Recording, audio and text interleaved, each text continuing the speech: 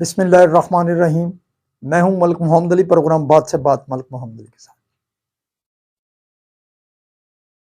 सबसे पहले तो जनरल सैयद मोहम्मद आसम मनीर को पूरी कौम की तरफ से चीफ मार्शल का ओहदा संभालने पर मुबारकबाद।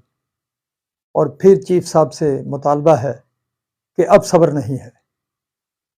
खुशदार वाक़या जिसमें मासूम बच्चों की शहादत, ये बहुत बड़ा घिनौना जुर्म है जो भारतीय हुकूमत की सरपरस्ती में जो प्रॉक्सी हो रही है उस वार का नतीजा है। तो सब्र यही है कि अब और सब्र नहीं, इनको इबरत का निशान बनाएं, मुलव्वस अनासर जहन्नम वासल किए जाएं। तो आज के प्रोग्राम में इसी मौजू पर बात होगी। और प्यारे दोस्तों, जिन दोस्तों ने अभी तक हमारे चैनल को सब्सक्राइब नहीं किया, बराए मेहरबानी वो हमारे चैनल को सब्सक्राइब भी करें, लाइक भी करें और शेयर भी करें। बुज़दिल दुश्मन ने फिर बच्चों पर वार किया।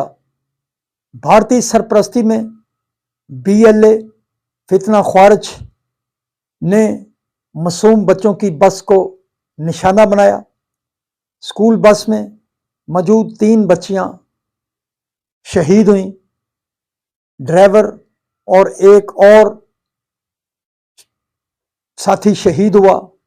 5 शहादतें और 38 के करीब जख्मी बच्चे, जिनमें कई की हालत इंतहाई क्रिटिकल है।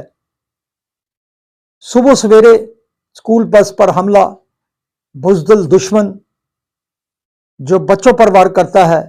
इससे कबल आर्मी पब्लिक स्कूल पेशावर को निशाना बनाया गया।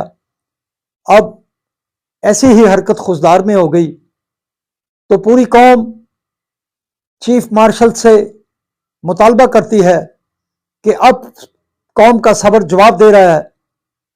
जिस तरह आपने ओवरसीज कन्वेंशन में कहा था कि 1500 मुट्ठी भर अनासर की 10 नस्लें भी फौज और पाकिस्तान का मुकाबला नहीं कर सकती, तो चीफ साहब आपने पहले भी बड़े ऐसे अनासर को जहन्नम वासल किया है।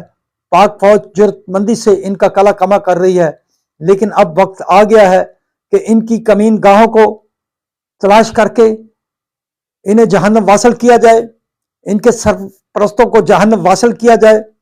और वो बलोच कौम परस्त जो बड़े जमहूरी दावे करते हैं वो किधर चले गए? किसी की तरफ से कोई मजम्मती बयान भी नहीं आता। बहरहाल अब वक्त आ गया है कि ऐसे अनासर को इबरत का निशान बना दें। पूरी कौम को आपने जिस तरह भारत से जंग जीतकर एक बहुत ही बड़ा तोहफा दिया, इसी तरह अब कौम मुतालबा करती है कि KPK के अंदर मौजूद फितना अल ख्वारिज और बलूचिस्तान के अंदर ये BLA और उनके हवारी, इन सब को अब जहन्नम वासल करके कौम को खुशखबरी दें। सलाम पाकिस्तान, सलाम ओवरसीज, अल्लाह हाफ़िज़।